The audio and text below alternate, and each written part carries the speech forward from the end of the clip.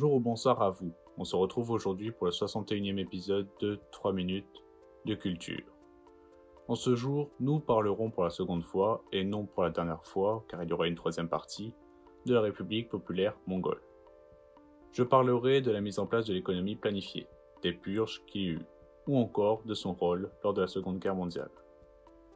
Donc je parlerai de la République populaire mongole qui exista entre 1924 et 1945.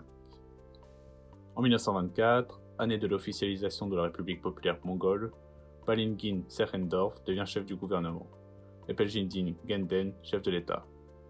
Dès cette année et jusqu'à la fin des purges staliniennes sous l'égide du ministre de la guerre Khologin Choibalsan, qui est totalement à la solde de l'homme d'acier, qui aussi deviendra plus tard chef du gouvernement en 1929, de violentes répressions ont lieu, notamment contre les différents opposants à la politique de l'État, comme les grands propriétaires terriens, ou encore contre les religieux, les bouddhistes.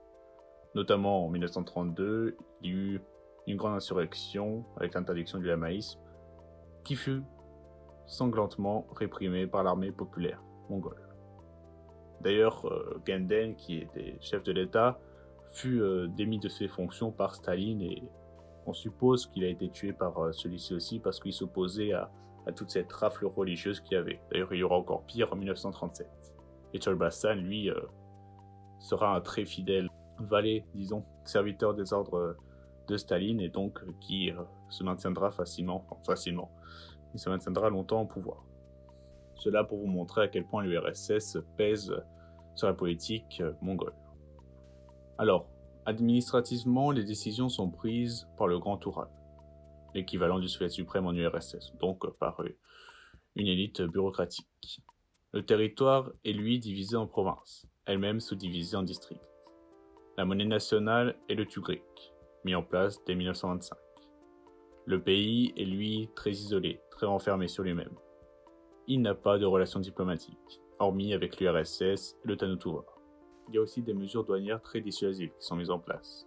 Il fait donc appel au plus d'autosuffisance possible. Tout cela avec la collectivisation des terres qui s'avérera surtout entre 1925 et 1928 ruineuse pour le pays. Les biens comme les troupeaux ou encore les biens monastiques sont redistribués aux petits éleveurs ou aux petits contribuables. Les entreprises nationales sont créées, etc., etc. Durant cette période, il n'y eut pas que du mauvais. Car malgré les purges qui firent plus de 100 000 morts sur une population de 700 000, la modernisation latente du pays ou encore sa forte dépendance vis-à-vis de l'URSS, il y eut du positif.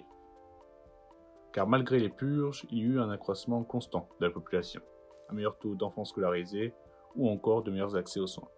Parlons maintenant de la Seconde Guerre mondiale. Entre 1932 et 1939, les soviétiques firent installer des troupes à la frontière mongolo-mandchourienne.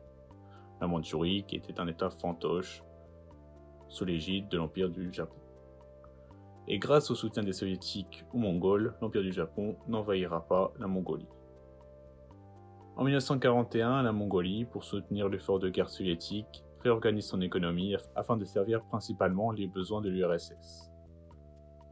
En 1945, lors de la conférence de Yalta, les Britanniques et les Américains demandent à Staline de se joindre à la guerre Indo-Pacifique contre le Japon. Staline accepte, sous condition que la Chine de Chiang Kai-shek, la Chine nationaliste, qui se battait contre les communistes lors de la guerre civile chinoise, reconnaisse la Mongolie. En contrepartie, Moscou ne soutiendrait pas le Parti communiste chinois au sein de la guerre civile qui s'y passait, et la Mongolie devait faire un trait sur sa réunification avec la Mongolie intérieure.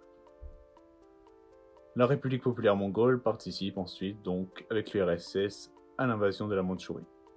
Plus tard, la Mongolie sortira de son isolement diplomatique en nouant des liens notamment avec la République populaire de Chine, la Corée du Nord, les pays du pacte de Varsovie, et elle sera admise à l'ONU en 1961. Mais cela, nous le verrons au prochain épisode. Allez, abonne-toi et like. Tchuss!